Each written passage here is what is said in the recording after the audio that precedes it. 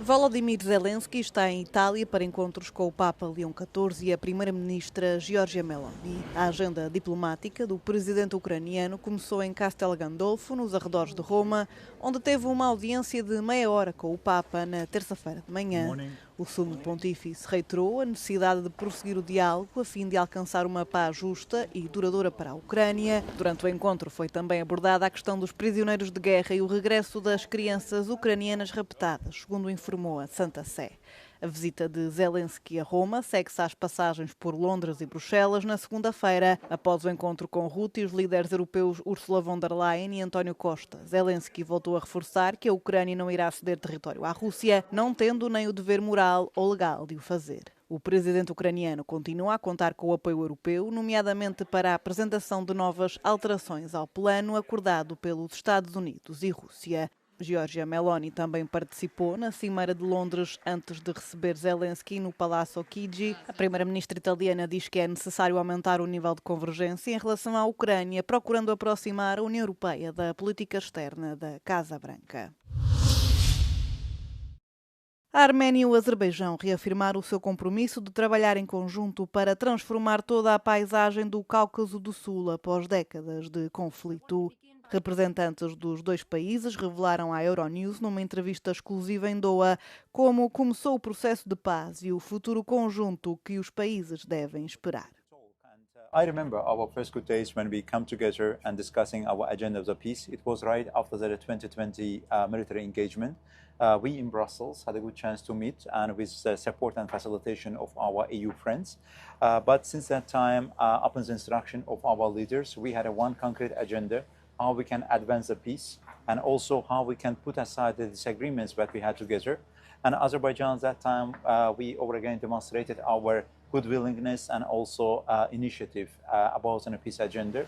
And with our Armenian colleagues, also through other channels as well, we were discussing advancement of the peace agenda together. Our strategy is that not to make the region of the South Caucasus as an arena of the competition or the confrontation. Our agenda is to make the region of the South Caucasus as an arena of the cooperation and engagement and a partnership.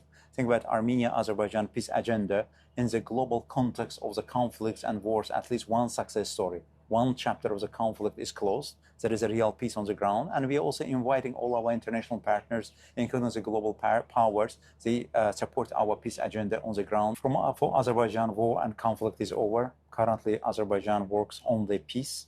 And we are sure and hopeful that there will be irreversible peace between the two countries, and it will be eternal for the future generations of the both countries. Both in Yerevan and in Baku, I'm sure the leadership have been thinking how to bring peace and stability to the region. My prime minister have been publicly very intensively talking how much our society needs peace, and we have been seeing that there is the same will in Baku. And we have been intensively working to that direction. And here, I think the first meeting was 21-22 between me and Hikmet.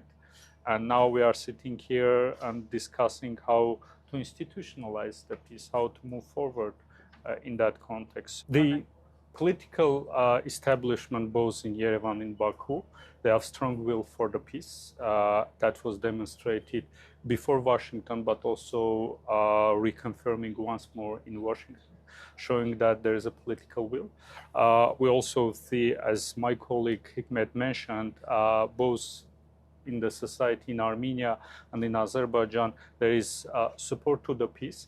We are sure that implementation of the regional projects like TRIP and other ones will increase interdependency and strengthen the peace, and also economic benefits that both societies will have.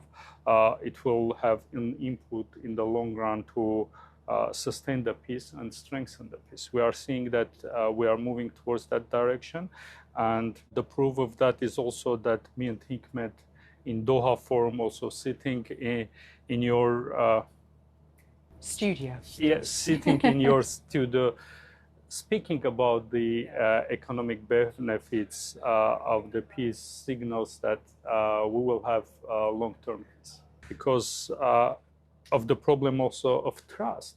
In all conflicts, sides don't trust each other.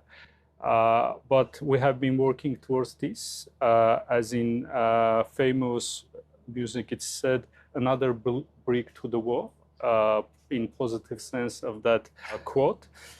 We have been working towards that, trying to build that wall of trust, trying to move in that direction.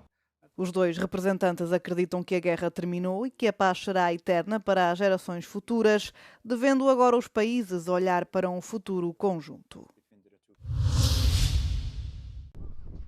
O Japão começou a avaliar na terça-feira os danos causados pelo sismo de magnitude 7.5 que abalou o país e causou mais de 30 feridos. O governo alertou a população para a possibilidade de ocorrência de réplicas após as autoridades terem ordenado a retirada de cerca de 90 mil pessoas. A primeira-ministra anunciou ainda a criação de uma task force para determinar os estragos. 実際に大規模地震が発生するかどうかは不確実であることを十分にご理解いただいた上で、自らの命は自らが守るという原則に基づき防災行動を取っていただくようにお願いを申し上げます。 Segundo a Agência de Gestão de Incêndios e Catástrofes, o terremoto causou apenas estragos ligeiros e originou um alerta de tsunami nas comunidades costeiras do Pacífico. As autoridades informaram ainda que os serviços ferroviários nos condados costeiros foram suspensos e que milhares de pessoas ficaram sem eletricidade. Foram ainda realizadas verificações de segurança em centrais nucleares da região, mas, ao contrário do que aconteceu em Fukushima em 2011, não parecem ter ocorrido danos significativos. As duas principais centrais sindicais de Portugal convocaram uma greve geral para protestar contra um novo pacote de medidas laborais anunciado pelo governo. A greve geral, marcada para 11 de dezembro, será a primeira em 12 anos. A última ocorreu durante a crise económica, quando Portugal enfrentou um resgate financeiro. O executivo de Luís Montenegro diz que as medidas visam aumentar a flexibilidade do mercado de trabalho. São oportunidades que estão a aparecer e a florescer na nossa economia. E, portanto, a questão que se coloca, e é séria, é esta. Uma greve geral, porquê? Uma greve geral para reclamar o quê do governo e do poder político? A greve é política. A greve motiva aqueles que nunca chegarão a acordo, não querem chegar a acordo, a CGTP, e mobiliza os outros que, sinceramente, caíram na armadilha da CGTP. Já a oposição afirma que se trata de um ataque aos direitos dos trabalhadores. O Sr. Primeiro-Ministro o que está a fazer com esta proposta é de lançar os mais jovens na precariedade, nos recibos verdes e na economia informal. Pode ter a certeza e vai contar com isso. Quanto mais conhece o conteúdo, mais razões há para o combate, mais razões há para uma grande greve geral que ponha o caminho que se impõe, salários, dignidade, respeito por quem trabalha, tempo para viver, para desenvolver o país, a economia e para dar força também às micro, pequenas e médias empresas. A greve deverá afetar todos os serviços públicos e o setor privado. Algumas das áreas mais afetadas serão provavelmente os transportes públicos, os aeroportos e os hospitais. O presidente dos Estados Unidos da América, Donald Trump, afirmou que iria permitir a Nvidia de vender chips H200 a clientes aprovados na China mediante uma sobretaxa. Os minúsculos chips são utilizados para alimentar uma série de dispositivos eletrónicos, desde smartphones a equipamento médico, e são também essenciais para o processamento de inteligência artificial. A decisão abre um mercado importante para a Nvidia, apesar das preocupações de que a China possa utilizar os semicondutores avançados para fins militares. Um grupo de senadores democratas que se opôs à aprovação também apontou para o facto de a DeepSeek, uma importante empresa chinesa de inteligência artificial, ter dito recentemente que a falta de acesso a chips concebidos nos Estados Unidos da América era o maior desafio quando competia com empresas sediadas neste país. O H200 é mais potente do que o H20 da geração anterior, mas ligeiramente menos avançado do que o chip Blackwell da Nvidia. Em abril, Trump proibiu a venda de H20s à China por motivos de segurança nacional. Alguns meses mais tarde, o presidente reverteu a decisão depois da Nvidia ter concordado em pagar 15% das suas receitas chinesas ao governo dos Estados Unidos da América. Henrique Chaubert é professor de Ciências Políticas na Universidade. Contudo, hoje a aula é para os mais novos no Colégio Rosa Luxemburgo, em Berlim. A matéria que traz provavelmente não apareceria em nenhum manual escolar. Vem falar da construção de notícias falsas.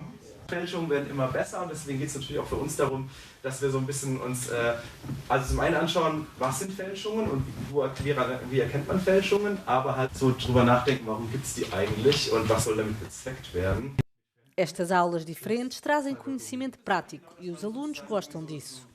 Jetzt haben wir auch was Nützliches gehabt und wenn jetzt eine Vertretungslehrerin gekommen wäre, hätten wir, glaube ich, irgendwie einen Film geguckt oder sowas, was halt uns später nichts mehr geholfen hätte. Wir hatten keinen Ausfall, obwohl das auch natürlich toll wäre, aber es hat mir auch Spaß gemacht. Also ich fand es spannend, weil es wird später im Leben was bringen und man hat halt gelernt, wie man zum Beispiel jetzt Fake News erkennt. A aula é organizada pela startup Life Teaches. Através de uma aplicação, os voluntários podem sugerir temas e intervir quando as aulas são canceladas. Até agora, mais de 300 escolas em toda a Alemanha já aderiram à iniciativa, que tende a crescer. Die Arbeit, die wir machen, kommt extrem gut an. Also wir merken, dass sich sehr viele Eltern selber auch engagieren. Von den Schülerinnen und Schülern ist das Feedback extrem gut, weil sie einfach sagen, hey, das ist Wissen, das brauchen wir, das bekommen wir so im Fachunterricht nicht. Und selbst die Lehrkräfte bestätigen unsere Arbeit und sagen halt, das Wissen, was ihr habt, das kann ich gar nicht selber haben, weil da fehlt mir einfach die Berufserfahrung oder ich habe halt nur die Ahnung in meinem jeweiligen Fach. Conhecimento bem-vindo para a comunidade escolar.